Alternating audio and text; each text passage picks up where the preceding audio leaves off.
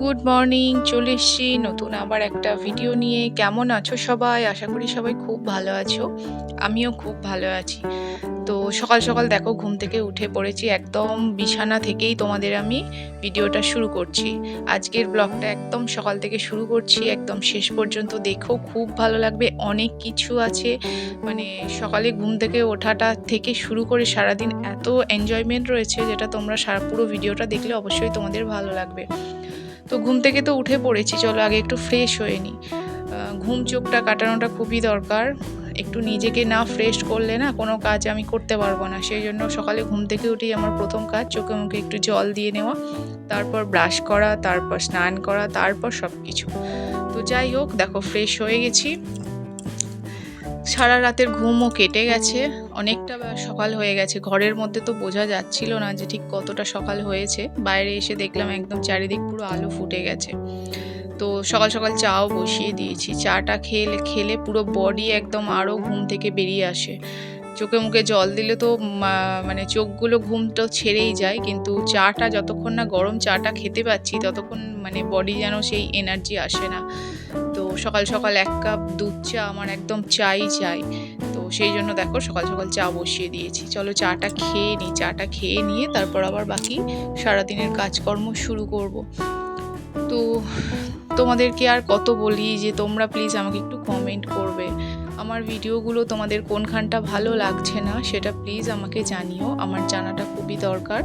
যারা আমার ভিডিও দেখছো, যারা আমার ভিডিও খারাপ লাগছে বা কোনো জায়গাটা খারাপ লাগছে সেটা প্লিজ একটু জানাবে।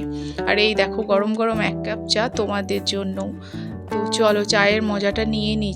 সকাল সকাল চায়ের আড্ডাটা না আমার একদম ফেভারিট। সকাল আর সন্ধ্যে দুটো টাইম আমি একটু চা খাই।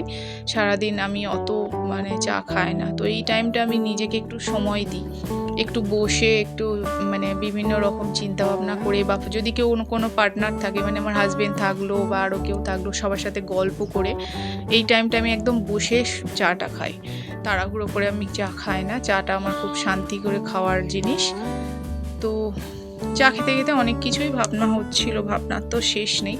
কিন্তু এত ভাবলে চলবে না, কাজকর্ম সারতে হবে। গাছে আমগুলো না অনেকটা বড় বড় সাইজ হয়ে গেছে, কিন্তু এখন খেতে পাচ্ছি না। এই যে সামনে নীলষষ্ঠী আসছে, তো বাবা মহাদেবের মাথায় যতক্ষণ না আমরা আম দান করব ততক্ষণ আমার আম খাওয়া যাবে না। তো চলো একটু বেরিয়ে পড়েছি, বাইরের দিকে একটু যেতে হবে, কিছু কাজ আছে। তো যেতে যেতে দেখলাম যে সূর্যটা কি সুন্দর দেখতে লাগছে। সবুজ মাঠ, ধানগুলোও মানে কাঁচা এখনো পর্যন্ত, মানে পাকতে চলেছে এরকম একটা ধানের মানে স্টেজটাই রয়েছে। এত সুন্দর দেখতে লাগছে। পেকে গেলে তো পুরো হলুদ হয়ে যেত, কিন্তু এখনো পাকেনি, প্রায় পাকতে চলেছে। এই অবস্থায় বেশ ভালো লাগছে। তো হঠাৎ করে বাড়িতে দেখো আমাদের দাদা, আমার জা, ভাসুর সব এসেছে এবং নিজেরাই রান্না করে খাচ্ছে। ভাবো তো, মানে বাড়িতে গেস্ট এসছে, তারা বলে কি আমরা নিজেরা রান্না করে খাবো। কিছু করার নেই, জবরদস্তি আমাকে বলেই দিয়েছে ফোনে অর্ডার করে যে একদম রান্না করে রাখবি না, সব কিছু অ্যারেঞ্জ করে রাখবি, তোর দাদা গিয়ে রান্না করবে। তো দেখো সেই দাদা রান্না করছে, তো আমরা একটু হেল্প করছি সবাই মিলে বসে গল্প আড্ডা। আর মাংসের কালারটা দেখো কত সুন্দর আস্তে আস্তে নিয়ে আসছে। মানে দাদা যে এত সুন্দর রান্না করতে পারে আমাদের জানা ছিল না। সত্যি খুব ভালো হয়েছিল।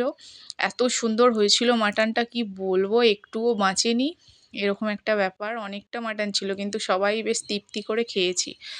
তো এই হচ্ছে দেখো আমাদের সেই দাদা মানে যা রান্না করছে, খুব সুন্দর, মানে একটা সুন্দর রান্না করেছে। যাই হোক, অনেক দিন পর বাড়িতে এরকমভাবে হৈ হুল্লোড় হচ্ছে। এই জন্যেই অনেক দিন পর, কারণ আমাদের বাড়ি তো ভাঙা হয়েছে, নতুন বাড়ি হচ্ছে, তো সেইভাবে ব্যবস্থাপনা সব নেই। সব মানে জিনিসপত্র চারিদিক ভর্তি করা আছে। সেই জন্য কাউকে সেইভাবে বলা হচ্ছিল না, যেহেতু এরকম একটা মানে সবাইকে ডেকে ঠিকমতো আমি তাদেরকে আদর যত্ন করতে পারবো না, তার জন্য অনেকে আসেনি। তো কিন্তু এই দাদা বৌদি তো বলেছে আমরা তো আর আত্মীয় নয়, আমরা তো তোদেরই নিজেদেরই, তো অসুবিধা কী আছে, তোরা যেরমভাবে থাকবি আমরা সেরমভাবে এরকমভাবেই থাকবো। তো সেই হিসাবে দাদা, বৌদি, দেখো দাদার মেয়ে সবাই এসেছে। খুব গল্প হয়েছে। সন্ধ্যেটা পুরো একদম ফুল এনজয়মেন্ট। অনেক গল্প। আর আমার মেয়ে তো খুব খুশি হয়েছে। জেম্মাকে পেয়ে মেয়ে এত খুশি, মানে ওরাও তো ছোট, ওরাও তো চায় সবাই আসুক, বাড়িতে হই হুল্লোড় হোক। সেটা অনেকদিন পর হয়েছে। জেঠুর কোল থেকে তো মেয়ে নামছেই না, এরকম একটা ব্যাপার। তো দেখো ফাইনালি তেল ছেড়ে দিয়েছে মাটন থেকে। বেশ সুন্দর, দেখো এবার খাওয়ার মতো, কষা খাওয়ার মতো হয়েছে। তো আমরা প্রথমে প্লেটে করে সবাই কষা খেয়েও ছিলাম এক পিস করে, মানে টেস্ট করেছিলাম কতটা টেস্টি হয়েছে। সব রকমই টেস্ট নেওয়া হয়েছে। আর সবাই দেখো, বাকিরা সবাই গল্প করছে বসে বসে। এই যে বড় মেয়ে টিউশন গেছিল, বড় মেয়েও চলে এসেছে। তো পরের দিন সকালের আবার ডিউটি শুরু হয়ে গেল। দাদারা রাত্রেই চলে গেছিল। সেই একই ডিউটি, দেখো সকাল সকাল উঠে ফ্রেশ হয়ে ব্রেকফাস্টের জন্য দেখো আলু চচ্চড়ি বানাতে শুরু করে দিয়েছি। সেটাই তোমাদের আমি দেখাচ্ছি। ক্যামেরাটা ঠিকমতো সেট করতে পারছিলাম না, তাই একটু ডিস্টার্ব হচ্ছিল। তো দেখো আমার আলু চচ্চড়ি প্রায় হয়ে এসছে মুড়ি দিয়ে খাওয়ার জন্য, কারণ আমাদের বাড়িতে তো মিস্ত্রি কাজ করছে, ওদেরকে রেগুলার ব্রেকফাস্ট দিতে হয়। তো ওরা মুড়িটাই প্রেফার করে, বলেই দিয়েছে যে আমরা মুড়ি খাবো, তার সাথে একটু আলুর সবজি। তো কাঁচা লঙ্কা দিয়ে সেই আলুর সবজিটাই আমি বানাচ্ছিলাম। তো দেখো আমার হয়ে গেছে সবজিটা, প্রায় আলু সেদ্ধ হয়ে গেছে। এখন তো নতুন আলু, এখন তো বেশিক্ষণ লাগার কথা নয়। খুব তাড়াতাড়ি আলুর সবজিটা বানিয়ে ফেলেছি। তো আলুর সবজিটা বানানো হয়ে গেলে তারপর আমি বাকি রান্নাগুলো করব, কারণ এটা একটা টেনশন থাকে। বাইরের লোক, তাদের খাবারের ব্যবস্থাটা যদি আগে করে ফেলি, তো আমার একটু হেডেক ফ্রি হয়ে যায়। নিজেরা দেরি হলেও অসুবিধা নেই, কিন্তু যাদেরকে আমি খেতে দেবো তারা যেন ঠিকঠাক টাইমলি খেতে পায়। আর ঘরে এসে দেখলাম মেয়ে একা একাই বেশ খেলা করছে। কখন কি মন, কোনো সময় খেলে, কোনো সময় চিৎকার করে, কোনো সময় সব কিছু ছুঁড়ে ফেলে। তো এই মুহূর্তটাই দেখলাম বেশ ও কয়েক টেডিগুলো নিয়েছে। টেডি যা ওর মানে হাতের কাছে যেগুলো পেয়েছিল সেগুলো নিয়ে জাস্ট তাদের সাথে কথা বলছে, গল্প করছে, খেলছে। তো বাড়িতে ছোট বাচ্চা যদি এইভাবে খেলনা নিয়ে বা জিনিসপত্র নিয়ে চুপচাপ খেলে তাহলে খুব একটা অসুবিধা হয় না, কিন্তু সব সময় এটা হয়ও না। ওরা ছোট, ওদের কখন কী যে করবে। তো দেখো ওদেরকে পাশে শোয়াচ্ছে, ওর মাঝখানে ও শোবে। দেখে তো বেশ ভালোই লাগলো যে মেয়ে যা একা একা খেলা করছে, ওকে আর ডিস্টার্ব কিছু করিনি, আমিও কাজে চলে এলাম। তো এসে দেখছি জামা কাপড় অনেক মানে কাচা হয়েছিল, সেগুলো শুকিয়ে রাখা হয়েছে, গোছানো হয়নি। তো সেগুলো একটু গুছিয়ে নিচ্ছিলাম। একদিন যদি জামা কাপড় না ঠিকঠাক করে গুছিয়ে রাখি, পুরো ডাঁই হয়ে যায়। মানে প্রতিদিনের তো কাচা জামা পড়ে, সেগুলো শুকিয়েও যায়। তো সেগুলো যদি একদম ফোল্ড করে প্রপার প্লেসে না রেখে দিই, তো দুদিন হয়ে গেলেই অনেকটা হয়ে যায়। তো সেই জন্য আমি রোজকার জামা কাপড় কাচা হয়ে যাওয়ার পর সেগুলো আবার ফোল্ড করে যার যার জায়গায় রেখে দিই। আর এই দেখো মেয়ের আর পয়লা বৈশাখের ড্রেস শেষ হচ্ছে না, আবার একটা ফ্রক এসে গেছে, একজন দিয়েছে। আর এই শাড়িগুলো আমার বাইরে ছিল, শাড়িগুলো পরেছি। এতগুলো শাড়ি আমার আলমারিতে আর জায়গা হচ্ছে না। মানে আলমারি থেকে বার করে করে পরেছি, কিন্তু এখন আর আলমারিতে আমি ঢোকাতে পারছি না, এমন আলমারিটার জায়গা হয়ে গেছে। মানে বিশেষ করে অনেক শাড়ি হয়ে গেছে। তো ভাবছি কিছু শাড়ি আমি বাতিল করে দেবো, কাউকে দিয়ে দেবো। দেখি এগুলোকে এখন ঠিকঠাক করে আগে রেখে দিই, তারপর দেখে শুনে কয়েকটা শাড়ি আমি দিয়ে দেবো, কারণ আমার আলমারিতে সত্যিই আর জায়গা নেই। আমি নতুন আর কিনতেই পারছি না, এমন একটা অবস্থা। ঠিক করে রাখাও হচ্ছে না, বার করার সময় অসুবিধা হয়ে যাচ্ছে। দেখো এতগুলো শাড়ি, প্রায় তোমার 11টা শাড়ি হবে এখানে। তো সব কিছু গোছাগুছি করে স্নান টান করে দেখো রেডি হয়ে গেছি, ফ্রেশ হয়ে গেছি। অনেক দিন নতুন ঘরে কতটা কি কাজ হলো দেখা হয়নি, চল একটু দেখে আসি না কি কী কাজ হয়েছে। তোমাদেরকেও দেখানো হয়নি, মাঝে মাঝেই তো দেখাই। এই দেখো প্লাস্টার শুরু হয়ে গেছে। এই যে এটা হচ্ছে বাথরুমটা প্লাস্টার হয়ে গেছে। আর এদিকে রান্নাঘরটাও হয়ে গেছে। এই যে অন্ধকার হয়ে গেছে, রান্নাঘরটা প্রচুর অন্ধকার হয়েছে। এই যে দেখো মিস্ত্রিরা দেখো বালিটা চালছে। তো আজকে এরকম অবস্থায় ঘরটায় আছি। তো ঘর তো এখনও পুরোপুরি তৈরি হয়নি, তাও যেন ঘরের মধ্যে একটা শান্তি লাগছে। এসে নিজের ঘর, কয়েকদিন পর ঘরটা যখন পুরো রেডি হয়ে যাবে তখন আরও ভালো লাগবে। এখনও দেখো এতগুলো সিমেন্ট বালি সব রয়ে গেছে, এগুলো সবই প্লাস্টার হবে এবার। এখন শুধু প্লাস্টারের কাজ চলছে, তারপর টাইলস মার্বেল বসবে। এখন অনেক অনেকটা টাইম আছে। তো দেখো মেয়ে বলছে ঘরে যাওয়ার জন্য, চলো ঘরে চলো, ওর আর ভালো লাগছে না এখানে। তো সবথেকে আমার বেশি ভালো লাগছে এই জায়গাটা, সিঁড়ির ওপরে যে জানালার যে ডিজাইনটা হয়েছে না, আমার খুব পছন্দের হয়েছে। একটা অন্যরকম লুক লাগছে তাকালেই যেন। তো যাই হোক, হয়ে যাক এটাই, মানে যত তাড়াতাড়ি হয়ে যাবে এটাই শান্তি। আর লেবু গাছটা যে কি হয়েছে বুঝতে পারছি না, এত লেবু দেয়, মানে প্রচুর পরিমাণে লেবু দেয় সেই গাছ। আজকে একদম দেখো এই এই ডালটা দেখো পুরো শুকিয়ে গেছে, মনে হচ্ছে যেন ওই ডালটা কদিন পর মরে যাবে। খুব একটা লেবু এবছর আসেনি। ফুল তো অনেক এসেছিল, কিন্তু কেন জানি না লেবু এবারে আসেনি। জানি না, গাছটার মনে হচ্ছে শেষ দিক চলে এসেছে। কিন্তু আমরা গাছটাকে যতটা পেরেছি চেষ্টা করেছি রেখে দেওয়ার, গাছটা যাতে নষ্ট না হয়, কারণ গাছটা প্রচুর লেবু দেয়, প্রচুর। সবাই আমাদের এই এলাকার সব আমাদের বাড়ি থেকে লেবু নিতে আসে। তো সেই গাছটার মধ্যে কিছু সমস্যা হয়েছে। আর ব্রেকফাস্ট সারছিলাম, আমার এটা প্রিয় খাবার। আলু চচ্চড়ি দিয়ে এইভাবে মুড়িটা মেখে ভালো করে নরম হয়ে যাবে, তারপর এইভাবে মানে নাড়ু করে খেতে আমার খুব ভালো লাগে, সাথে কাঁচা লঙ্কা। তো রান্না করছিলাম, কিছুক্ষণ পর দেখলাম সেই মানে সামনে ভোট তো, তো দেখো এই যে জিনিসটা দিয়ে গেল, এটা অ্যাকচুয়ালি একটা লুডোর মানে পেপার। সেখানে কয়েকটা ঘুঁটি রাখা আছে, আর এই যে পেপারে করে ছক্কা বানানো আছে, খুব সুন্দর। জিনিসটা বেশ সুন্দর বানিয়েছে, দেখতেও বেশ মানে ভালো লাগছে। তো তোমাদের ওই জন্য দেখালাম আমি, বেশ জিনিসটা একটু অন্য রকমের লাগলো। এগুলো এখন সবার বাড়িতে দেওয়া হচ্ছে মহিলাদের, তো আমাকেও দিয়ে গেছে বাড়িতে। আর আগের দিন তো মাটন খেয়েছিলাম একদম, মানে সেই জন্য আজকে না গুরুপাক কিছু খাওয়ার ইচ্ছা নেই, আজকে পুরো সেদ্ধ।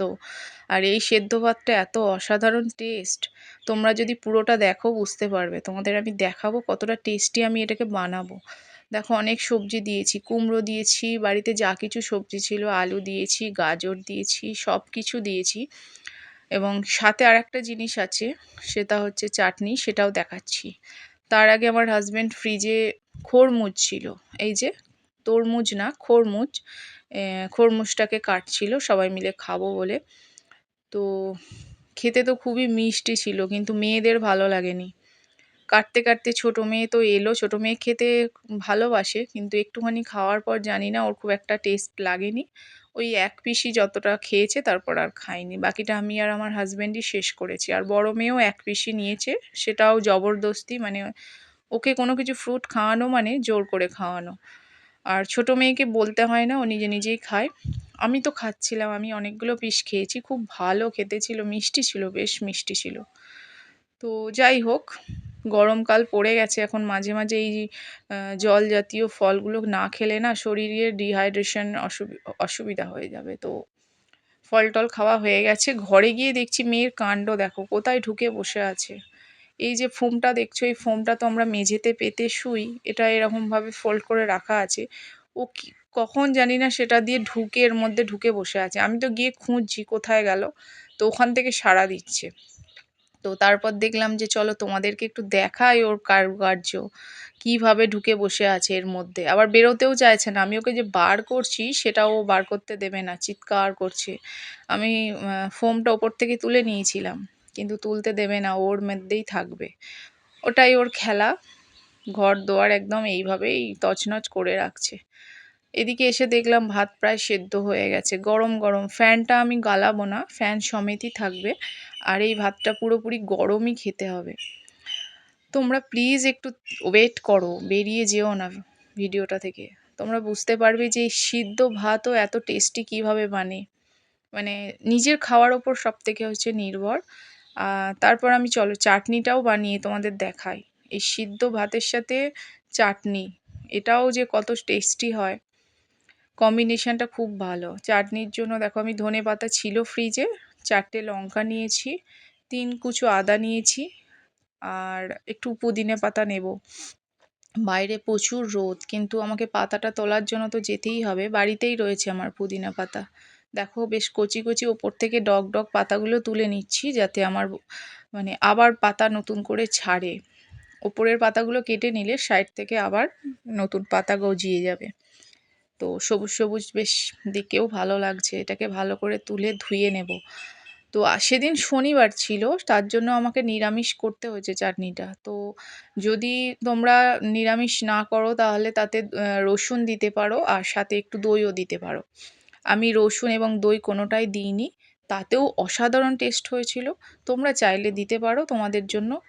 আমি এটা বলে রাখলাম। তোমরা চাইলে এতে আরেকটু রসুনও দিতে পারো আর একটু দই দিতে পারো। একটু বিট নুনও দিতে পারো। যেরকম নিজেদের খেতে চাও না সেরকম টেস্ট অনুযায়ী দিতে পারো।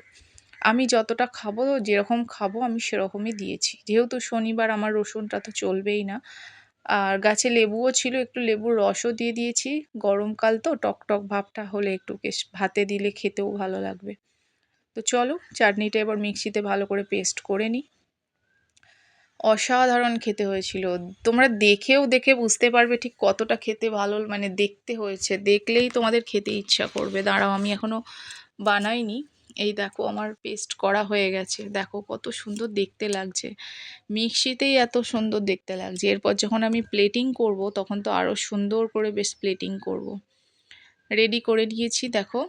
বাড়িতে শসা ছিল, স্যালাড হিসাবে শসা কেটে নিয়েছি। আর এই দেখো পুদিনার চাটনি, কত সুন্দর দেখতে লাগছে। মানে একটা ঠান্ডা ফিল হচ্ছে। মানে এই গরমকালে ভাতের সাথে যদি এই জিনিসটা থাকে, মানে ঠিক গরম মনে হবে না। যে কোনো জিনিসই খাবে না, মনে হবে যেন বেশ শরীর ঠান্ডা হয়ে গেছে, এরকম একটা ব্যাপার। তোমাদের কেমন লাগলো আমাকে জানাবে। তোমাদের ভালো লাগাটাই হচ্ছে আসল। তোমাদের যদি ভালো লাগাতে পারি তবেই আমার এইগুলো দেখানো সার্থক। আর তোমাদের যদি ভালো না লাগে তাহলে তো আমি যে এত কিছু দেখাচ্ছি, এত কিছু বলছি সেটার কোনো দামই থাকলো না। তো যাই হোক দেখো আমরা লাঞ্চ রেডি করে ফেলেছি। গরম গরম ভাত, সাথে সবজি, সব রকম সেদ্ধ, নুন নিয়েছি একটু বাটি করে আলাদা করে। তো এবার এই ভাতটাকে কতটা সুন্দর বানাবো সেটা দেখতে থাকো। চাটনিটা তো রয়েইছে। আর ভাতটাকেও আমি কিভাবে মাখবো বা রেডি করব সেটা তোমরা দেখো। দেখো আমি একটা ম্যাগি মশলার প্যাকেট নিয়েছি। আর এই যে এই ছোট্ট কৌটোটা দেখছো, এর মধ্যে আমার গোলমরিচ গুঁড়ো আছে। আমার এই সব কটা জিনিসই লাগবে। প্রথমে ভাতটা আমি সব সবজিগুলো দিয়ে মেখে নিলাম। সবজিগুলো একটু পেস্ট করে মেখে নিলাম। তারপরে এর ওপর দিয়ে নুন ছড়িয়ে দিয়েছি তার আগে। আর এখন আমি দিচ্ছি ম্যাগি মশলা। ম্যাগি মশলা দিলেই এর টেস্টটা একদম অন্যরকম হয়ে যাবে। তোমরা একবার বানিয়ে খেয়ে দেখো, যদি খারাপ হয় তখন আমাকে কমেন্ট করে যেও। আর সাথে একটু গোলমরিচ গুঁড়ো। ব্যাস আমার সিদ্ধ ভাত রেডি। দেখো আমার প্লেটটা দেখো, এটা হচ্ছে আমার প্লেট। এখানে আমি ম্যাগি মশলাটা একটু বেশি করে নিয়েছি আর চাটনিটা ওপর থেকে ছড়িয়ে নিচ্ছি। যা খেতে হয়েছিল, মানে সেদ্ধ ভাতও যে এরকম টেস্ট হতে পারে এটা আমার মনে হয় কারোর আইডিয়াতে নেই। তো তোমরা যদি আমার এইভাবে খাওয়াটা ভালো লাগে তোমরা একবার চেষ্টা করে দেখো, একবার বাড়িতে বানিয়ে খেয়ে দেখো, সত্যিই ভালো লাগবে। মানে গরম রেগুলার সবজির তরকারি খেতে খেতে যদি তোমরা মানে একটু বোর হয়ে যাও, তোমরা এইভাবে খেয়ে দেখতে পারো। তো চলো দেখো আমি খাচ্ছি। আমার মানে প্রথম দিকে হাতে করে আর শান্তি করে খেয়ে নিয়েছি, তারপর শেষ দিকে একটু চামচে করে খাচ্ছিলাম, কারণ শেষ দিকটাই ঠান্ডা হয়ে গেছিলো ভাতটা। তো গরম গরমই খেতে ভালো লাগবে।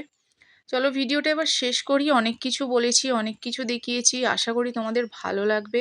তো যেখানটা ভালো লাগবে না সেখানটা আমাকে কমেন্ট করে একটু জানাবে। আর নতুন নতুন ভিডিও পেতে আমার চ্যানেলে তোমরা থাকো, আমার চ্যানেলটা সাবস্ক্রাইব করে প্লিজ পাশে থেকো। আর ভালো লাগলে লাইক করে দিও। তো দেখা হচ্ছে নতুন আবার একটা ভিডিও। টাটা।